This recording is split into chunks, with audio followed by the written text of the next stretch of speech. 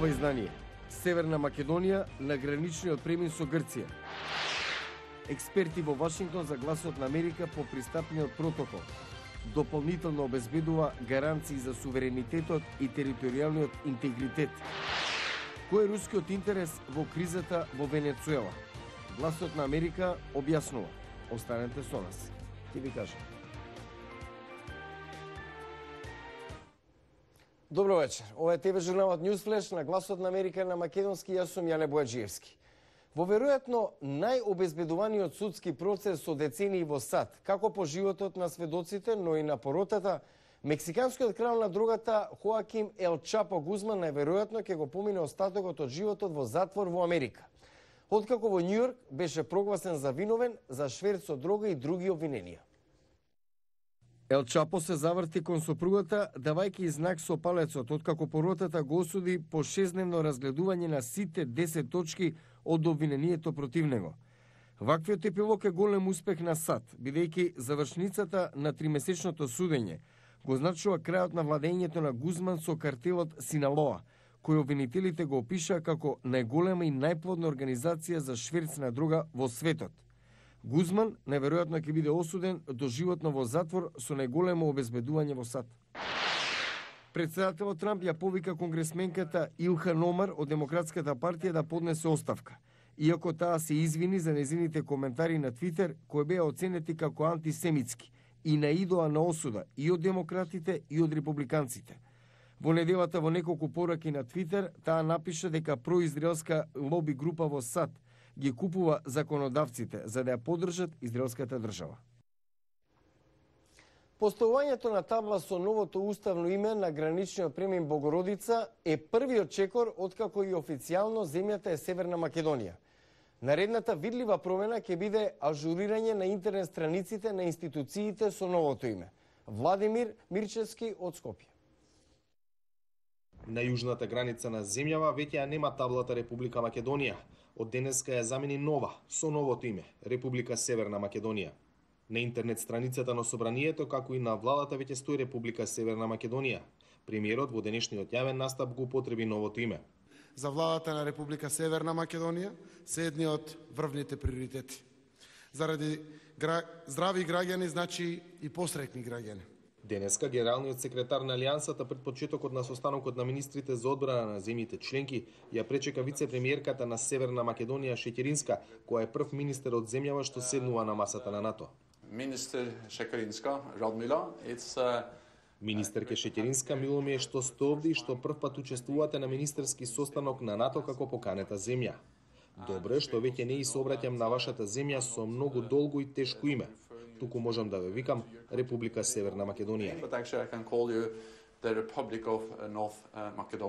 Уште вчера Грција и Македонија доставиле заедничко писмо до генералниот секретар на Обединетите нации со кој Антонио Гутереш се информира за датумот на влегување на сила на договорот од Преспа. Од МНР информираа дека вербалните ноти до секретаријатот на Обединетите нации, земјите членки како и сите останати меѓународни организации каде што членува Македонија ќе бидат испратени во најкусможен рок. Во рок од 3 дена Царинската управа треба да стави налепници на таблите на граничните премини на двата аеродрома. Предвидено е дека промената на таблите и на надписите како на централно, така и на локално ниво ќе заврши во период од 4 месеци. МНР има рок од 2 седмици да ги замени таблите на сите амбасади и конзулати во странство, а МВР во период од 4 месеци ќе почне со издавање нови регистарски таблички со знаката НМК. За Гласот на Америка од Скопје, Владимир Мирчевски. Добра вест за регионот. Се заокружува мозаикот на заедничката одбранбена и безбедносна политика во регионот под знамето на НАТО. Вака експерти во Вашингтон за Гласот на Америка го коментираат подпишувањето на протоколот за пристапување на Македонија во Алијансата. It's very good news. Macedonia will be very welcome in the alliance. Даниел Сервер од Универзитетот Џонс Хопкинс во Вашингтон и добар познач на Балканот ги коментира предностите и користа од членството во Алијансата. First and foremost is a guarantee of defense. Најпрво тоа значи гаранција за безбедноста од другите членки на НАТО, но тоа не е се. Членството за Македонија ќе значи поголема трговска размена и инвестиции, иако НАТО не е економска организација, ќе има економски ефект врз земјата. Дополнително, обезбедува гаранции за суверенитетот и територијалниот интегритет, а тоа е важно за земја која страдала од меѓуетнички тензии. По зеленото светло во парламентарните комисии в четврток се очекува протоколот да биде ратификуван и во Албанија. До крајот на месецов е најавено во Бугарија и Словачка. По завршувањето на процедурите за ратификација во сите парламенти на следниот самит, Македонија и официјално би станала 30-та членка. Се работи за окончување на незавршен процес кој што требаше многу одамна да се заокружи.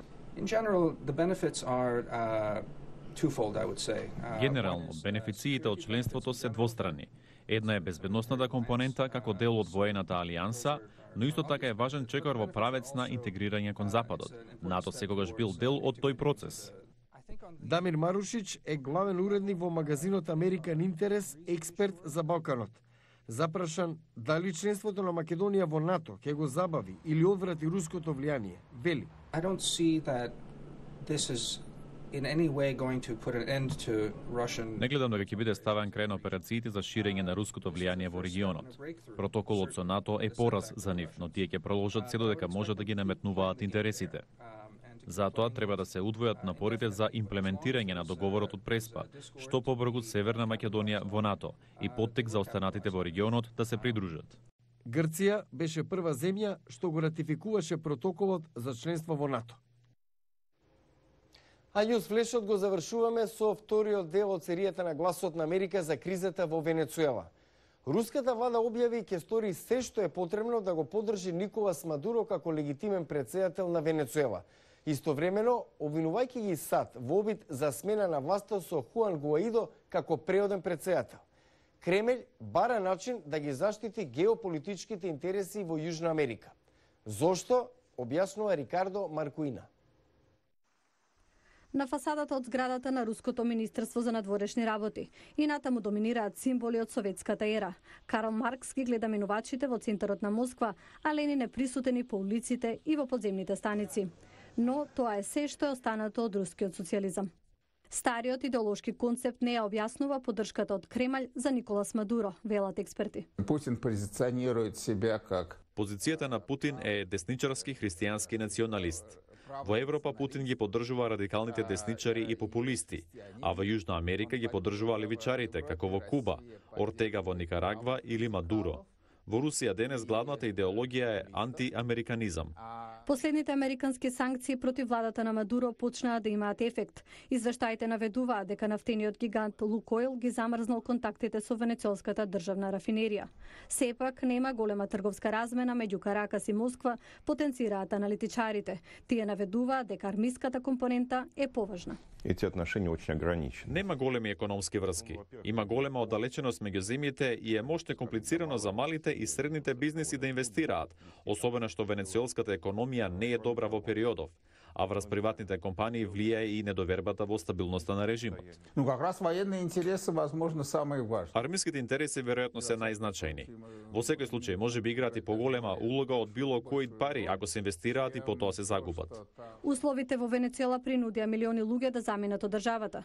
Повеќето не ни помислуваат за Русија, но не и Рафаел Дарила, кој пред 7 години пристигнал за нов почеток. Не гледав иднина во Венецуела. Затоа знаев дека потрагата за подобра иднина, просперитет треба да биде надвор. Дарила сака промена на владата во Венецуела, дури ако државата која му е втор дом, Русија, го поддржува истиот режим што го принуди да ја напушти земјата. Руската влада не е иста како и рускиот народ. Руската влада има деловни интереси во Венецуела и има загриженост каков ќе биде исходот од премената на власта. Русија ја повика владата во Венецуела да почне диалог со надеж дека ќе се надмине кризата и ќе бидат зачувани нивните интереси. Го гледате Њуз Флеш на Гласот на Америка на македонски. Јас сум Јане Бојаджиевски од студиото во Вашингтон. Следете не преку Facebook и на Twitter. Пријатна вечер, се гледаме утре.